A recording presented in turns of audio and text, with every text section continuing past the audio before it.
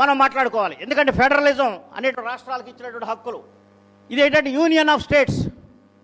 India is union of states అంటే states అన్నీ కలిపితే ఒక యూనియన్ అవుతుంది.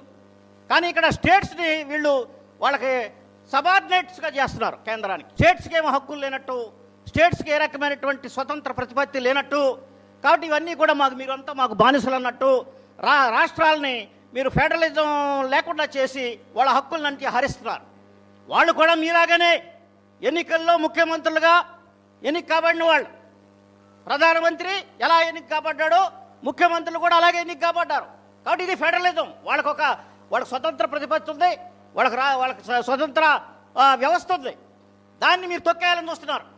జిఎస్టీ అని చెప్పి తీసుకొచ్చి అంతకుముందు సేల్స్ ట్యాక్స్ 4%ని వాళ్ళు 18% చేసి ప్రజల్ని పీల్చి పిప్పి చేస్తున్నారు. అదంతా కేంద్రం వసూలు చేసుకుంటుంది. ఆ వసూలు చేసినటువంటి దాన్ని జనాభా ప్రాతిపదిక మీద లేదా వేరే ఇతర ప్రాతిపదికల మీద అసలైన జిఎస్టీ పే చేసి ట్యాక్సులు పే చేసేటువంటి రాష్ట్రాలకి సరైన వాటా రాకోకుండా ఏమాత్రం సంబంధం లేని రాష్ట్రాలకు వాటాలని ఎక్కువగా తరలిస్తున్నారు. కాబట్టి ఇది ఫెడరలిజానికి ప్రమాదకరమైనటువంటి విషయంగా మనం మాట్లాడుకోవాల్సిన అవసరం ఉంది.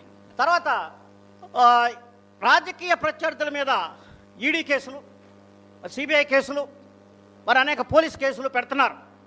ఎవరైతే నేరం చేశారంటారో వాళ్ళ మీద కేసులు పెట్టి వాళ్ళ మీద చేసి మళ్ళీ వాళ్ళందరినీ పార్టీలో చేర్చుకుని వాళ్ళు మంచి వాళ్ళు అయిపోతున్నారు.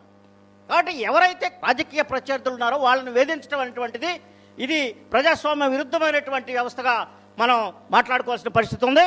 మనం చేయాల్సింది ఏంటంటే రాజ్యాంగాన్ని కాపాడుకోవాలి, రాష్ట్రాన్ని కాపాడుకోవాలి, ప్రజా హక్కుల్ని కాపాడుకోవాలి. కాబట్టి ఈ కావాల్సినటువంటి సంఘటితమైన పోరాట వ్యవస్థలు మనం రూపొందించుకోవాలని చెప్పి సందర్భంగా తెలియజేస్తూ జై భీమ్.